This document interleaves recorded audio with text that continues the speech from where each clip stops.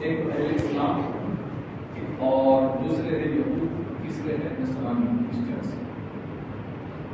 ہر ایک کا اپنا مدعا ہے اور اس کی تعمیر جیسا کہ روایتوں میں آتا ہے حضرت سلیمان بن داؤد علیہ نبینا علیہ الصلوۃ والتسلیم نے کروائی تھی۔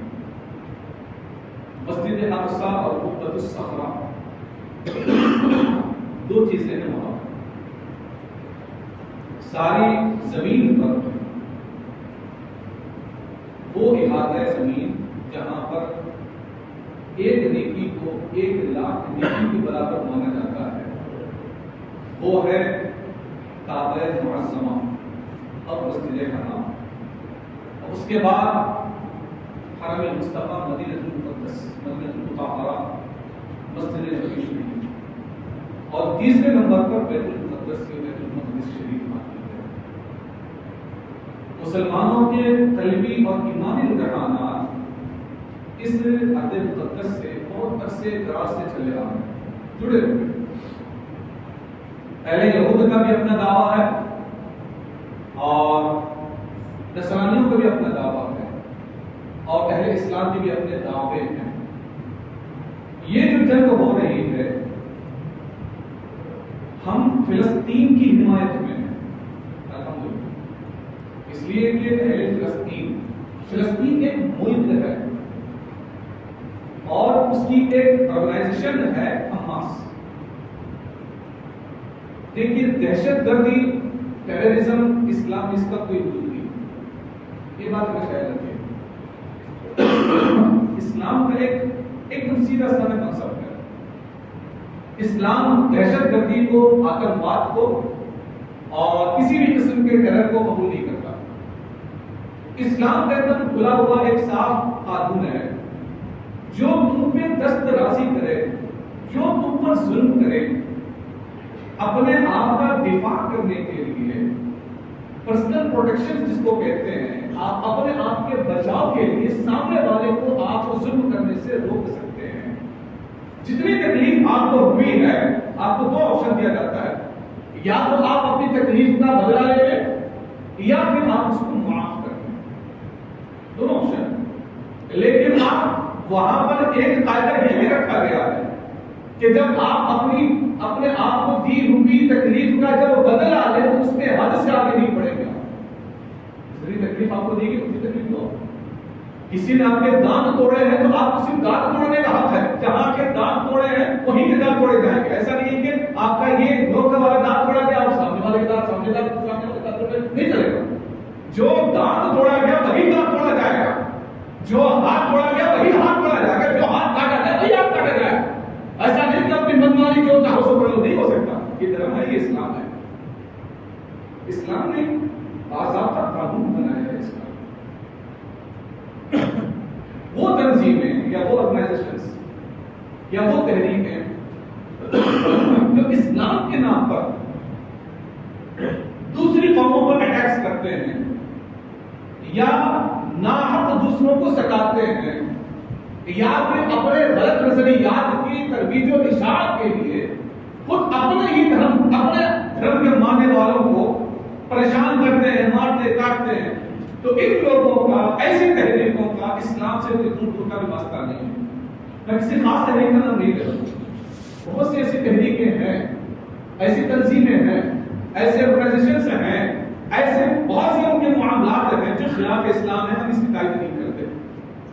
وہ تحریکیں، وہ تنظیمیں جو اپنا حق حاصل کرنے کے لیے، اپنے اوپر کیے جانے والے ظلم کا بدلہ لینے کے لیے اگر قدم آگے بڑھاتی ہیں تو ہم ایسے بھی تائید کرتے ہیں۔ معاملہ جو فلسطین کا بھی چل رہا ہے، آپ اچھے سے جانتے ہیں 1948 سے پہلے اس کا کوئی خاص وجود نہیں تھا۔ سلطنت عثمانیہ، ہمارا نوجوان طبقہ بیٹھا ہوا ہے یہاں پر، تقریباً بیچ میں ایک ترکش ڈرامہ چلا تھا ارطغرل غازی، لوگوں میں بڑا سا جنون آ گیا تھا اور لوگ دین کو سیریل سے سیکھ رہے تھے۔ سیریل اپنی جگہ تو وہ جیسا بھی ہے، اس کی حرمت علت اپنی جگہ پر ہے، لیکن لوگوں کو دین اسلام کی حقانیت کا جو علم ہوا ہے وہ سیرے دیکھے ہوا عجیب تماشا ہو گیا. ارطغرل غازی اور ان کے صاحبزادے عثمان، جن کے نام سے عثمان امپائرز کی ایک حکومت چلی، قریب 6 صدیاں لوگوں نے حکومت کی. آخری حکمران تھے، فرما روا جو تھے. 1923 میں یہ حکومت ڈسالو کر دی گئی، توڑ دی گئی، ختم کر دیا گیا اس کو. اور اس کے لیے جو سازشیں چلی وہ ایک الگ ہی بات ہے. آخری وہ حکمران جو خود مختار حکمران جسے کہیے، جس نے کسی اور کے سامنے جھکنا پسند نہیں کیا، ان کا نام تھا خان عبدالحمید خان. ان کے بارے میں بھی سیریز بنتی رہتی ہے، سیریز بنائی گئی ان کے اوپر.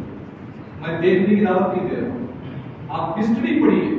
جو اصل تاریخ ہے، تاریخ کتابوں سے سیکھی جاتی ہے، سیریل اور ڈرامے دیکھ کر نہیں سیکھی جاتی ہے. پڑھیں گے تو علم میں اضافہ ہوگا، دیکھیں گے تو کچھ دیر کے لیے یاد بقیہ سب ختم. 1923 میں یہ سلطنت عثمانیہ بالکل ختم کر دی گئی. اور اس کے بعد پھر اسرائیل کا کوئی خاص وجود نہیں تھا اس وقت تک. دنیا کے مختلف علاقہ جات میں یہ لوگ پھیلے ہوئے اور کسی دور میں ان لوگوں کے حوالے بیت المقدس تھا. ان کے بھی اپنے نظریات ہیں، ان کا بھی کہنا ہے کہ یہ جو بیت المقدس شریف ہے، یہ اس آس پاس کا علاقہ جو ہے، ہم حکم خداوندی سے اللہ رب العزت کے فرمان کے بموجب ہمارے ملک یہاں کر آباد کیے اور ان کی نسل سے ہم ہیں تو یہاں ہمارا حصہ بنتا ہے. یہ کوئی مطلب ہضم ہونے والی بات نہیں ہے. ہم بھی مانتے ہیں کہ ایک دور تھا وہ جب انہیں مصر سے نکالا گیا تھا.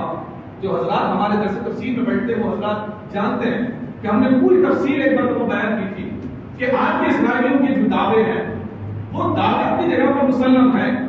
ان کو کب کہاں سے نکالا گیا اور کہاں ان کو آباد ہونے کا حکم دیا گیا، پھر ان کے ساتھ کیا کرتوت ہوئے، کیا معاملات ہوئے، وہ سب ہم نے بیان کیا ہے. مصر سے نکالے گئے، حکم ہوا. ایلہ ایک مقام تھا بیت المقدس کے قریب میں. یروشلم لے لیں آپ، یروشلم بول لیں، بیت المقدس کے قریب ہی میں ایک مقام ہوتا، ایک بستی تھی جس کو ایلہ کہا جاتا تھا. وہاں پر ان کو آباد ہونے کا حکم دیا گیا.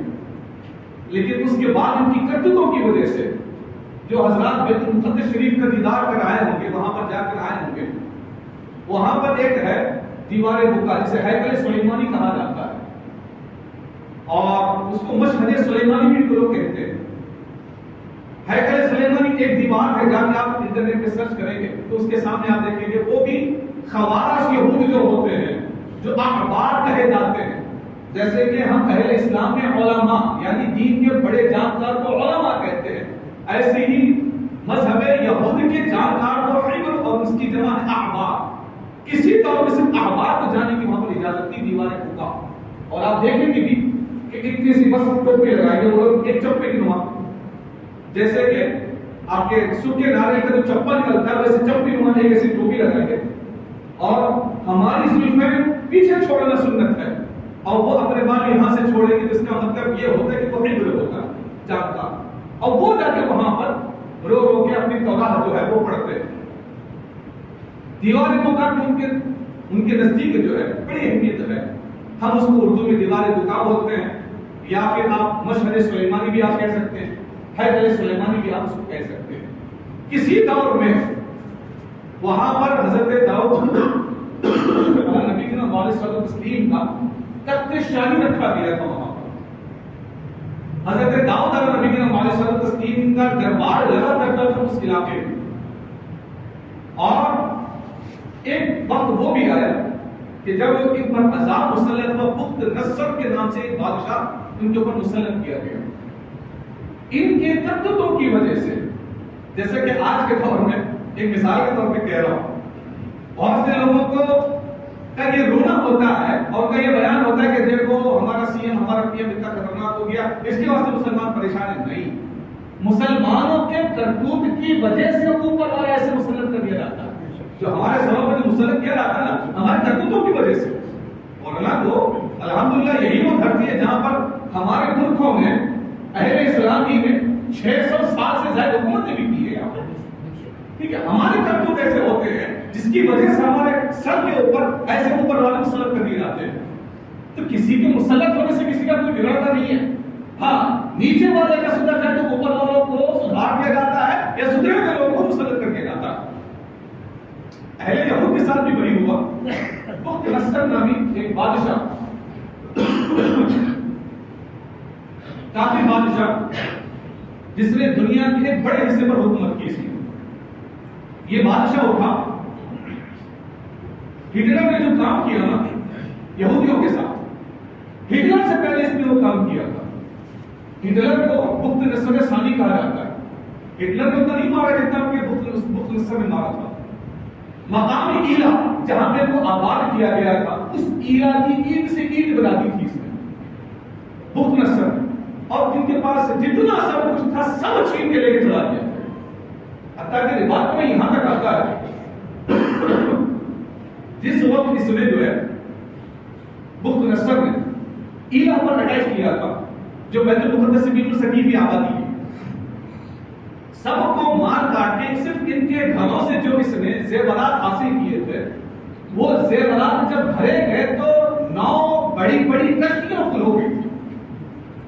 9 بڑی کشتیاں, شپس جو ہوتی ہیں نا سمندری شپس, سمندر کی جو شپس ہوتی ہیں, 9 بھر کے کشتیاں صرف ان کے گھروں کے جو سونے ہیرے جواہرات تھے وہ بھر کے لے کے گیا تھے. اور حیدر سلیمانی جو دربار داؤدی ہوا کرتا تھا, دربار داؤدی کو بالکل لوٹ کے آگ لگا دی تھی اس نے, اور 3 طرف سے اس کی دیوار گرا کے رکھ دیا اور وہاں سے تک توڑا دیا اس نے. آج اسی حیدر سلیمانی کی ایک دیوار بچی ہے, اور ان کا مقصد منشا یہ ہوتا ہے کہ اصل میں مسجد اقصی بعد میں بنی ہے, اور ان کا ماننا یہ ہوتا ہے کہ اصل احاطہ حیدر سلیمانی کا ہے, تو یہاں پر حیدر سلیمانی بننا چاہیے, مسجد اقصی نہیں رہنی چاہیے یہاں پر. یہ ان کا بنا ہوا ہے. ٹھیک ہے, حالانکہ حضرت داؤد علیہ السلام تسلیم کے بعد حضرت سلیمان علیہ السلام تسلیم نے حیدر سلیمانی جہاں تھا وہ اپنی جگہ پر آپ نے مسجد تعمیر فرمائی تھی, تعمیر کروائی تھی جنات کے ذریعے. انسان نہیں تعمیر کیے تھے اس کو, جنات. بارے سلیمان نے مقدس کا میقات جنات کے لیے تیار کی ہے مسجد بیت المقدس یا مسجد اقصی شریف. اور ایک چیز میں واضح کرنا چاہوں گا, اس 35 ایکڑ کے علاقے میں 2 مسجدیں ہیں, ایک ہے بیت المقدس شریف, ایک ہے مسجد قبۃ الصخرہ.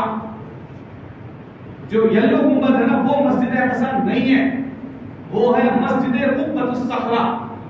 ٹھیک ہے, اور مسجد اقصی وہ دوسری والی آیت جو گرے کلر کا گنبد ہے وہ مسجد اقصی ہے. حضور کریم رحمۃ اللہ علیہ صلی اللہ علیہ وسلم نے معراج کے موقع پر انبیاء اکرام علی نبینا وعلیہم الصلوۃ والتسلیم کی جو جس مسجد میں آپ نے امامت فرمائی, یہ گرے کلر والی گنبد والی مسجد ہے, وہ یلو کلر والی بھی. ٹھیک ہے, وہ مسجد قبۃ الصخرہ, ایک ٹیلے کے اوپر مسجد بنائی گئی, اس کو صخرہ کہا جاتا ہے, قبۃ الصخرہ. پھر وہاں سے آپ باہر تشریف لا کے خاص مقام سے آپ پھر آسمانوں کی سیر کے لیے تشریف لے گئے. میں کہہ رہا تھا وہ کرسچن نے جب ان کو مارا تو یہ وہ مقام کے قلعہ چھوڑ کے بھاگ گئے. کوئی جہاں جس کو جہاں جگہ ملی وہاں بھاگ گئے, پورا ایک دم ختم ہی کر دیا دھرم کا حدود. اس میں سب لوٹا لاٹی کر کے پورا قلعے کو, قلعہ جو علاقہ تھا اس کو آگ لگا دی. اس میں مسجد جو مسجد اقصی شریف ہے اس کا آس, کیونکہ یہ بت پرست تھا, مسلمان تو تھا نہیں, بت پرست تھا, کافر تھا, تو اس نے مسجد اقصی شریف کو بھی اس نے جو ہے بڑا نقصان پہنچایا. بعد کے جو حکمران آتے گئے, خصوصاً کے ساتھ حضور سرکار سیدنا عمر بن خطاب رضی اللہ تعالیٰ عنہ نے اپنے دور خلافت میں مسجد اقصی کی زیب و زینت اور اس کی تزکین کاری کا بڑا اہتمام فرمایا انہوں نے. اس کے بعد پھر جو بھی خلافہ آتے مسجد اقصی شریف کے تعلق سے ایک بجٹ پاس کیا جاتا اور اس کے اہتمامات بہت اچھے انداز سے کیے جاتے تھے. حتیٰ کہ روایت میں یہاں تک آتا ہے کہ کعبہ معظمہ کے لیے جس عطر کا انتخاب ہوتا تھا بالکل وہی عطر مسجد اقصی کے لیے بھیجا جاتا تھا. جو بخور یہاں جلایا جاتا تھا وہی بخور مسجد اقصی میں بھی جلایا جاتا تھا. جو اہتمامات یہاں کے لیے ہوتے تھے وہی اہتمامات بالکل وہاں کے لیے بھی ہوا کرتے تھے. اتنا سا اہتمام کیا گیا. وقت پلٹتا جو ہے وقت پلٹتا گیا, بدلتا گیا. کبھی یہ علاقہ حدود سے ہٹ کے نصارہ کے درمیان, نصارہ کے اوپر آ گیا, نصارہ کے ہاتھ میں آ گیا. جب پورا علاقہ ختم ہو گیا تو دوسرے بادشاہوں نے اس کو جو ہے اپنے مملکت میں لے لیا، انہوں نے اپنی حکومت کے ذریعے انہوں نے لے لیا۔ اس کے بعد پھر جب اسلام پھیلا خصوصیت کے ساتھ حضرت سرکار سیدنا عمر فاروق رضی اللہ تعالیٰ عنہ کے دور میں یہاں پر نصرانیوں کی حکومت تھی، یہودیوں کی حکومت نہیں تھی۔ جب بیت المقدس فتح ہوا تو وہاں کے ایک گاڈ فادر اس کو کہہ لیا، بڑا جو پادری تھا، اس نے کہا تھا کہ میں بیت المقدس اس علاقے کی چابیاں میں تمہارے امیر المومنین کو دینا چاہتا ہوں۔ میں دیکھوں تو صحیح نا کہ جس کا لشکر مدینہ سے اٹھ کے فلسطین آ کے ہمارے شہر میں آ کے ہمارے سروں پر راج کر رہا ہے، تو پھر میں ان کے امیر المومنین کو بھی دینا چاہوں گا۔ حضرت سرکار سیدنا فاروق اعظم رضی اللہ تعالیٰ آپ کو یہ بات پہنچائی گئی آپ تک۔ حضرت عمر فاروق رضی اللہ تعالیٰ عنہ مدینہ المقدس سے نکلتے ہیں، آپ ساتھ میں کوئی لشکر نہیں، کوئی ہواری جواری نہیں، کوئی بھی نہیں، ساتھ میں ایک خادم ہے، ایک اونٹ ہے، چلنے والے دو ہیں۔ کون کون؟ امیر المومنین نکلے ہوئے ہیں، کوئی پروٹوکول نہیں ہے۔ آج تو معمولی اس پارٹی کے ممبر سے ملنا ہو تو ایک ہفتہ پہلے اسے اپوائنٹمنٹ لینا پڑتا ہے، اور وہ ایسے چلتا ہے جیسے کہ یہ آج کا سی ایم ہی بن گیا ہوا ہے، معمولی اس پارٹی کا ممبر۔ پروٹوکول اتنا غریب آدمی نہیں جا سکتا۔ اور یہی وہ بھارت کی زمین ہے، یہی وہ بھارت ہے جہاں پر حضرت شہنشاہ اورنگزیب عالمگیر علیہ الرحمۃ نے ایک قانون پاس کیا تھا۔ آپ کے حلفۂ خاص میں آپ کا جو خاص کمرہ تھا وہاں پر آپ نے ایک بیل ٹائپ میں ایک چیز لگائی تھی، ڈور بیل کو ڈور بیل، ایک بیل ٹائپ میں آپ نے ایک چیز لگائی تھی آگرہ میں جہاں کہا کرتے تھے، اور قلعے کے باہر دیوار میں لوگوں کی پہنچ تک، جیسے کہ یہ بٹن ہے نا، ایسا بٹن، ایسے ایک زنجیر لگا دی گئی تھی، اور حکم یہ تھا رات چاہے جتنی بھی ہو، اگر بادشاہ سے کسی غریب آدمی کو کوئی کام پڑا ہے تو وہ آگے رات کے اندھیرے میں بھی اگر بادشاہ کو جگانا، بادشاہ اس کی بات سننے کے لیے اپنا آرام چھوڑ کے قلعے کے باہر آ کے اس کی بات سنے گا۔ یہی وہ بھارت ہے نا، یہ اسلام کا دیا ہوا نظریہ ہے۔ یہ جو فالتو کے پروٹوکول چلتے ہیں، غریب کی بات کون سنتا ہے؟ ایسا تھا کوئی نہیں سنتا ہے، غریب خود پر مر جاتا ہے، امیر سے امیر تر ہوتے چلے جاتے ہیں۔ غریب کی بات سننے ہی کے لیے بڑے لوگوں کو بڑا بنایا جاتا ہے، اور آج کے دور میں بڑا بننے کی وہ آدمی کوشش کرتا ہے جو سب سے زیادہ غریبوں کے ہاتھ کھائے، سب سے زیادہ جو غریبوں کو دبائے، وہی اپنے آپ کو بڑا مانتا ہے۔ یہ سب سراسر غلط طریقہ ہے۔ اسلام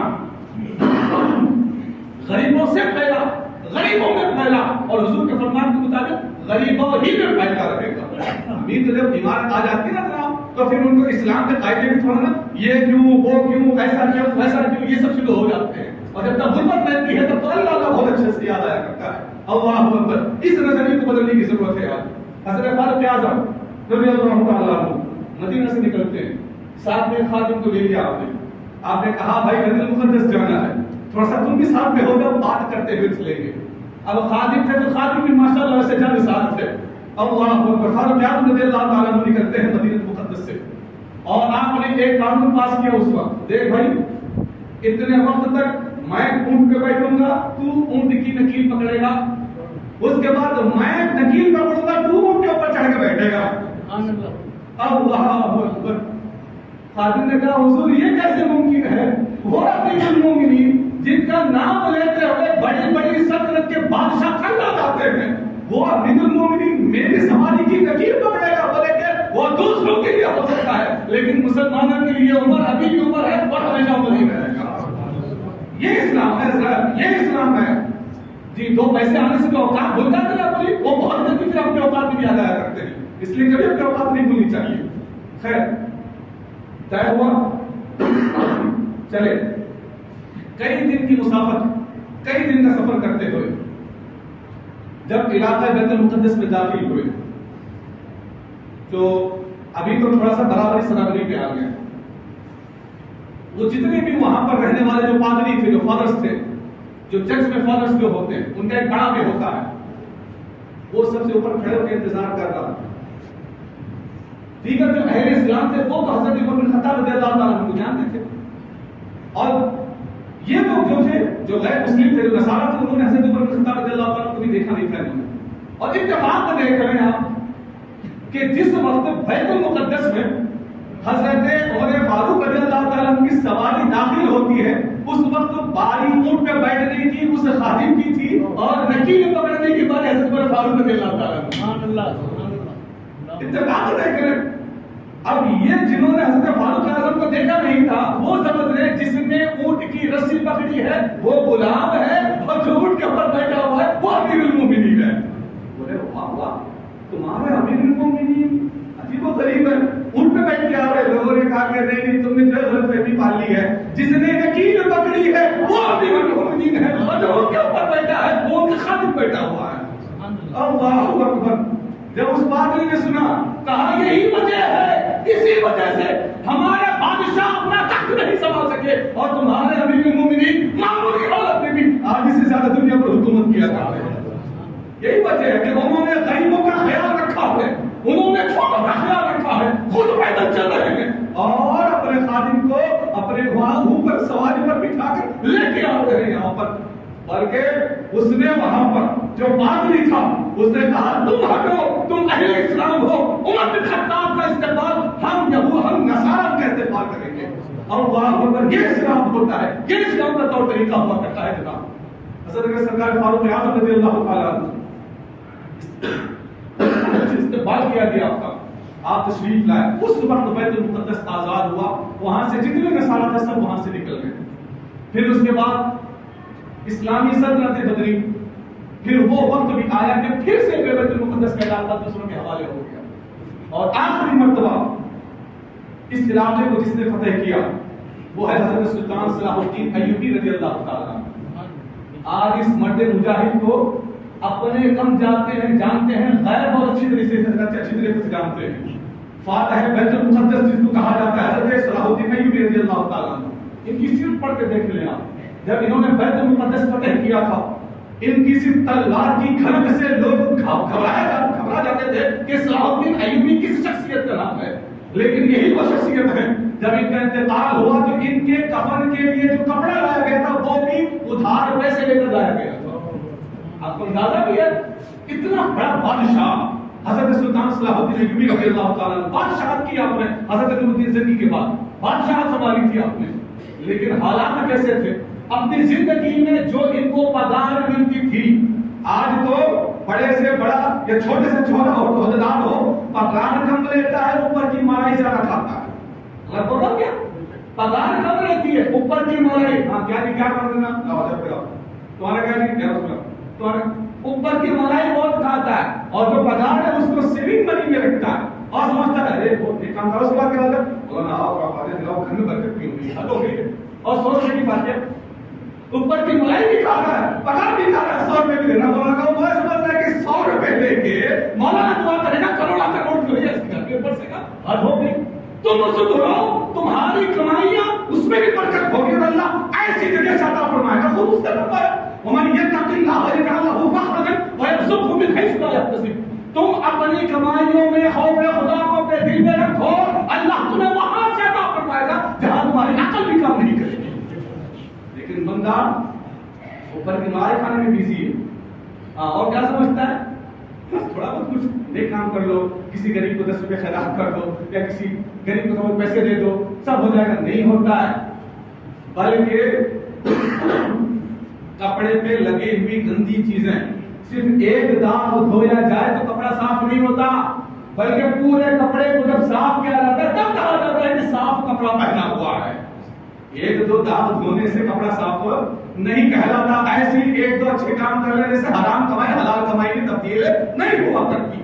خیر میں عرض کر رہا تھا سلطان صلاح الدین ایوبی رضی اللہ تعالیٰ عنہ نے اس علاقے کو فتح کیا. اس کے بعد پھر سلطنت عثمانیہ جب بنی، سلطنت عثمانیہ نے اس علاقے کو اپنے انڈر کمان میں رکھا. 6 صدیاں گزر گئی، یہاں پر اہل اسلام ہی کا غلبہ رہا. لیکن جیسے 1923 میں سلطنت عثمانیہ توڑ کے بکھیر دی گئی، آخری بادشاہ خوددار بادشاہ جو خان عبدالحمید خان کے نام سے جو گزرے ہیں 1857 میں 1857 جب واقعہ قتل ہوا تھا یہاں پہ، یاد بھی ہوگا آپ حضرات کو. 1947 تو یاد آتا ہے سب کو، لیکن 1857 بہت کم ہی لوگوں کو یاد ہوتا ہے. یہی وہ 1857 ہے جس میں اسی دھرتی پر علماء اہل سنت نے انگریزوں کے خلاف فتوی جہاد دیا تھا، جس کے سب سے بڑے سردار تھے حضرت سرکار علامہ فضل حق خیرآبادی علیہ الرحمۃ۔ انہوں نے سب سے پہلے فتوی جہاد کیا تھا انگریزوں کے خلاف۔ آج لوگ ان کا نام لے لیتے ہیں، بولتے ہیں کہ انہوں نے مار کے بھگا، انہوں نے مار کے بھگا۔ جاؤ انڈیا کے دیکھ لو، 66,000 مسلمان شہیدوں کے نام آج بھی لکھے ہوئے ہیں عبداللہ۔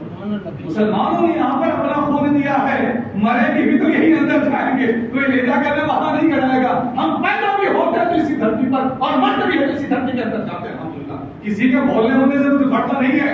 ہاں تو مسلمان تو پاکستان جاؤ، پاکستان یہاں پہ ہم اپنے انتخاب سے رکے ہیں، زبردستی نہیں رکے ہیں، ہم بائی چانس نہیں رکے، بائی چوائس یہاں پر رکے ہوئے الحمدللہ۔ ہم نے اپنا انتخاب اس دھرتی کے ساتھ کیا ہے۔ پاکستان جانا ہوتا تو ہمارے خود کبھی چلے گئے تو وہاں پہ گئے بھی کچھ لوگ جانے والے، لیکن ہمیں اس دھرتی سے محبت ہے۔ یہاں پر ہمارے پرکھوں کے آستانے ہیں، ہمارے اولیاء کرام کے آستانے ہیں، ہمارے پرکھوں کی مزار ہے یہاں پر، ہماری ساری نسلیں یہاں پر پہلے گزری اور انشاءاللہ آنے والی نسلیں گزرے گی یہاں پر۔ بولنے والے بہت بول کے نکل جاتے ہیں، لیکن جب بات آتی ہے نا خون دینے کی تو یہ قوم مسلم ہی سب سے آگے اپنا جگر اپنا سینہ پیش کرنے کے لیے آگے ہو جاتی ہے کہ یہ دھرتی ہماری ہے۔ ہاں اس دھرتی کو ہم ماتا نہیں کہتے، اس لیے لوگوں کو چڑ ہو جاتی ہے۔ یہ دھرتی ہمارا وطن ہے، ہماری ماں نہیں ہے۔ اسی وجہ سے ہم بھارت ماتا کی جے نہیں بولتے، ہم بولتے بھارت مہان، بھارت کی جے، ہندوستان کی جے، ہندوستان زندہ باد، بھارت زندہ باد، ہند زندہ باد، بھارت ماتا کی جے۔ اس واسطے ہم نہیں کہتے کہ یہ بھارت ہمارا وطن ہے، ہماری ماں نہیں، اور ان کے نزدیک بھارت ماتا ایک دیوی ہے، اس وجہ سے اس کو حرام قرار دیا جاتا ہے اس نعرے کو۔ یہ بات یاد رکھیے گا۔ خیر، بیت المقدس کا آج جو مسئلہ چل رہا ہے، 1923 کے بعد سے اس کے معاملات شروع ہوئے، اور 1948 میں مختلف غیر قوموں کی جو حکومتیں تھیں انہوں نے ایک علاقہ منتخب کیا، اور کبھی کبھی میں سوچتا ہوں کہ بڑے بڈھے اس کے واسطے بولتے تھے کسی کے ساتھ اگر بھلائی کر رہے ہو تو اس کا بیک گراؤنڈ دے کے بھلائی کرنا۔ شیر سانپ کے ساتھ اگر بھلائی کرو گے یہ سوچ کے کہ نہیں لے باپ دین کو نہیں ڈسا لے باپ چھوڑ جانتے نہیں مارنا، نہیں تو مار کو چھوڑا تو دوسرے بجا کو ڈستا ہوں گے، تم نہ چھوڑا تو دوسرے بجا کے لگا کہ چما دے گا پھر اس کو بھی، تو اس کا حکم کیا ہے تمہارے سامنے ہے تو مارو پھر اس کو۔ شیر کے ساتھ بھلائی کر کے یہ مت سمجھنا کہ شیر جو ہے تمہارے ساتھ دوستانے میں آ کر تم کو چھوڑ دے گا، ایسا نہیں، بھوک لگے گی تو وہ سب کو کھا جائے گا۔ اس وجہ سے اس لیے فرمان آتا ہے، روایت آتی ہے کہ قتل المذی قبل النزاع، جو مذید لوگ ہوتے ہیں جو تکلیف پہنچاتے ہیں ان کے تکلیف پہنچانے سے پہلے ان کو ختم کر دیا کرو، ورنہ تو پھر بعد میں وہ ہم ہی کو تکلیف پہنچاتے ہیں۔ اہل فلسطین نے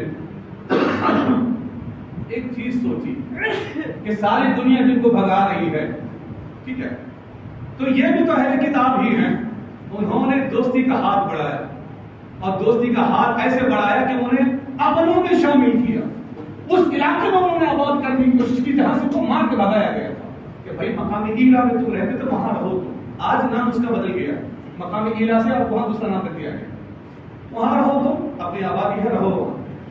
لیکن ہوا کیا، سانپ کو اگر دودھ پلاؤ گے کل کے دن نہیں دودھ دو گے تو ڈسے گا تمہیں کو۔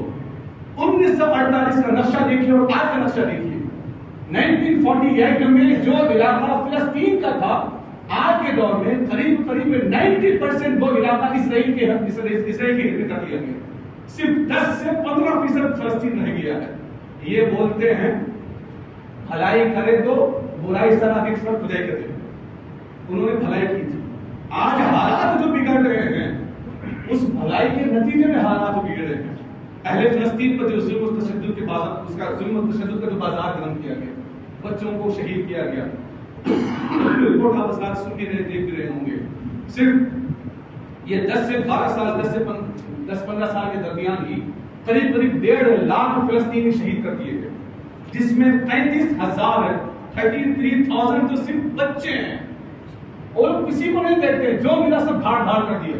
اور اس سے ایک چیز یہ بھی سمجھ میں آتی ہے کہ مسلمان جب اپنے اتحاد کا شیرازہ بکھیر دیتے ہیں، آپس میں ایک دوسرے کو مارنے کا کریں، ایک دوسرے کو بس جو ہے چل کے گزر لیں، یا ایک دوسرے سے قطع تعلق کی جب کوشش کرتے ہیں، بولتے ہیں نا کہ جو بکری ریوڑ کے ساتھ رہی تو بھیڑیا اس پر کبھی اٹیک نہیں کرتا، جو بکری ریوڑ سے الگ ہو جائے تو بھیڑیا اسی پر اٹیک کیا کرتا ہے۔ آج قریب قریب مسلمانوں کو بھی یہی حال ہو گیا ہے. اہل اسلام جو ہے مختلف معاملات میں ایک دوسرے کی رسا کشی پہ بیٹھ گئے, ایک دوسرے کو مارو, ایک دوسرے کو کاٹو. یہی وجہ ہے نا فلسطین کو تنہا چھوڑ دیا گیا. آج پوری دنیا میں 50 سے زائد اسلامی ممالک ہیں, لیکن کسی کے کان میں چودھر نہیں رہی ہے کہ اہل فلسطین کے ساتھ ظلم ہو رہا ہے تو تھوڑا سا ہم بھی کچھ بول دیں. لوگوں نے بعد میں حمایتی معاملات کیے کہ ہم بھی شریک غم ہیں. تمہارے شریک غم ہونے سے کچھ نہیں ہوتا. یہاں پہ ایک ٹرینڈ چلتا ہے کیا اسرائیل ایسا کر رہا, آج سے کوکا کولا پینا بند, آج سے اسپرائٹ نہیں کیا جائے گا, آج سے وہ جتنے بھی کولڈ ڈرنکس ہیں سب کا بائیکاٹ لمبی لسٹ لگائی جائے گی. یہ چیزیں استعمال نہیں کرنے. گھر پہ جا کے فیس بک دیکھے گا, گھر پہ جا کے انسٹا چلائے گا, گھر پہ جا کے واٹس ایپ یوز کرے گا, گھر پہ جا کے فلم دیکھے گا. حتیٰ کہ جو موبائل اینڈرائڈ وغیرہ جو آپ یوز کر رہے ہیں وہ اینڈرائڈ استعمال کر لو یا ایپل استعمال کر لو, یہ سب چیزیں جو آپ نے رکھی ہوئی ہیں. کیا سمجھتے ہیں آپ؟ یہ سب چیزوں کی ایک خاص تعداد یہودیوں کے پروجیکٹس کو مکمل کرنے کے لیے ڈونیٹ کی جاتی ہے. کیا اندازہ آپ کو؟ فیس بک آپ دن میں جتنی مرتبہ دیکھ رہے ہیں اس کا 25% سے زیادہ جو بھی انکم ہوتی ہے وہ یہودیوں کو ڈونیٹ کیا جاتا ہے. آپ صرف کولڈ ڈرنک وغیرہ پینا بند کریں گے تو کچھ اگڑے گا نہیں ہوگا. انہوں نے وہاں اپنا ہاتھ رکھا ہے جہاں آپ کی سوچ بھی نہیں پہنچ سکتی ہے. حتیٰ کہ ایک دور وہ بھی تھا کہ پینٹنگ پریس سے نکلنے والے اخبار میں بھی ان لوگوں نے اپنے شیئرز رکھے ہوئے تھے.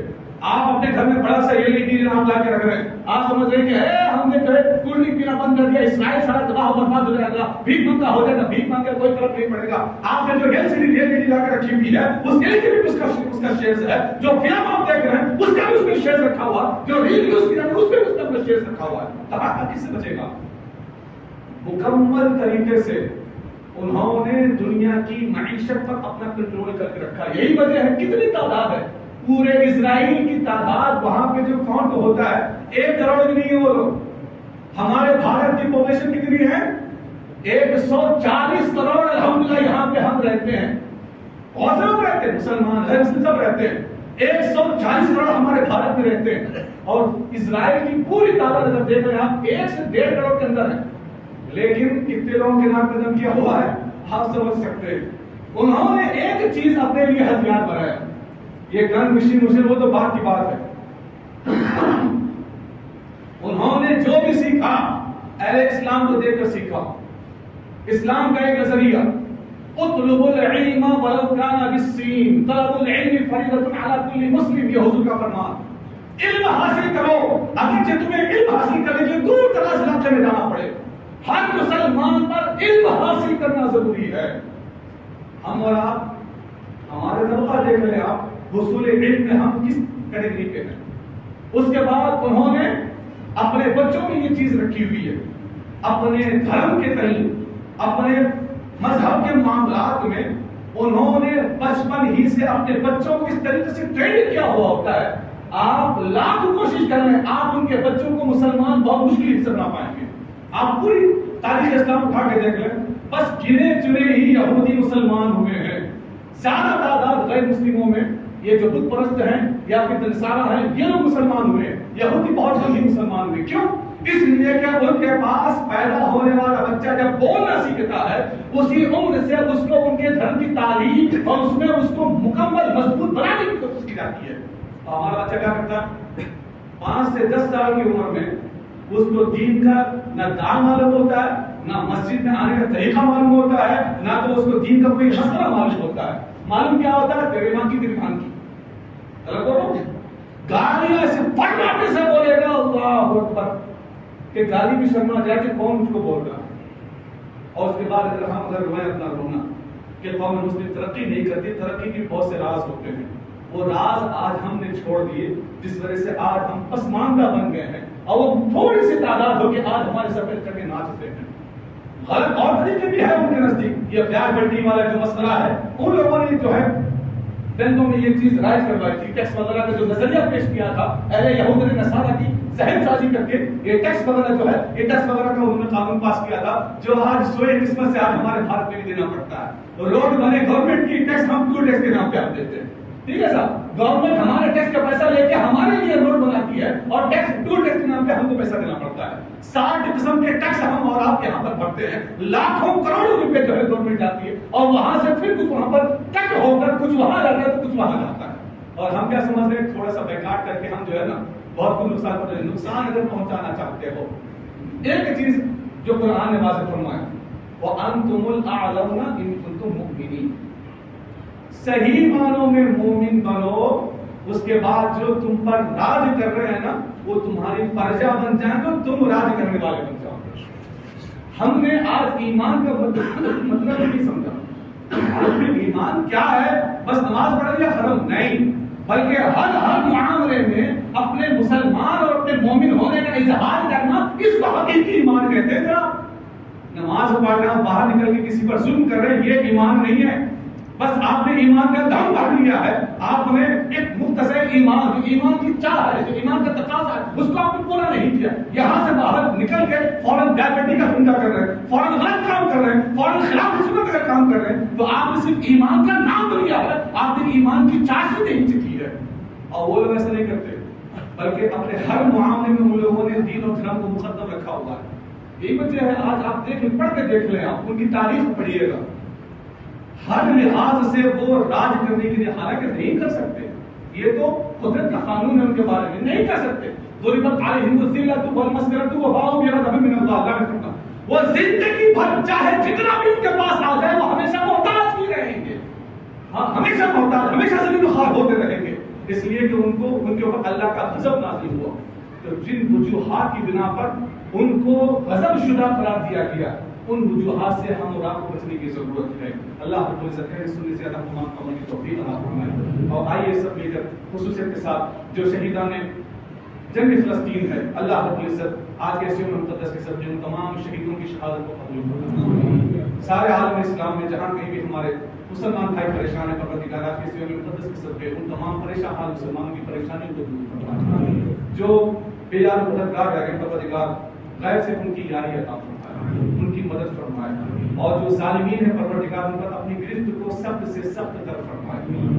پروردگار جو بھی فلسطین ہو یا دیگر اور بھی جن مقامات پر مسلمانوں نے عالم کو پریشان کیا جا رہا ہے, پروردگار آج کے مقدس کے صدقے ان تمام پریشان حال لوگوں کی پریشانیوں کو دور فرما, مصیبت زدہ افراد کی مصیبتوں کو دور فرما, تمام اہل اسلام کو امن و سکون کی زندگی نصیب فرما, تمام مسلمان صحیح معنوں میں مسلمان بنے رہتے ہوئے تیرے حبیب کی رضا حاصل کرنے کے لیے کوشاں رہنے کی توفیق عطا فرما. اہل اسلام پر جو ظالمین ظلم کر رہے ہیں, جو ظلم و جفا کشی جو پہاڑ توڑے جا رہے ہیں, پروردگار اپنے فضل سے اپنے حبیب کے صدقے ان تمام ظالمین کو کہتے ہوئے دعوت پہنچا, ان پر اپنا عذاب اپنا قہر نازل فرما, ان کو نیست و نابود فرما, تباہی ان کا مقدر عطا فرما. پروردگار اہل اسلام اور خصوصیت کے ساتھ اسلام کا بول بالا عطا فرما, اور ظالمین کا منہ کالا عطا فرما. پروردگار کے رسول اللہ محمد کی توفیق عطا فرما. صلی اللہ تعالی علیہ وسلم وعلى آله وصحبه اجمعین. وما علیکم الاطلاق. بس دو چھوٹے سے اعلان دیں گے, سماعت فرما لیجیے گا. خیر زیادہ ہو گیا, مجھے بھی احساس ہے, لیکن کیا کریں, ٹھیک ہے صاحب, آپ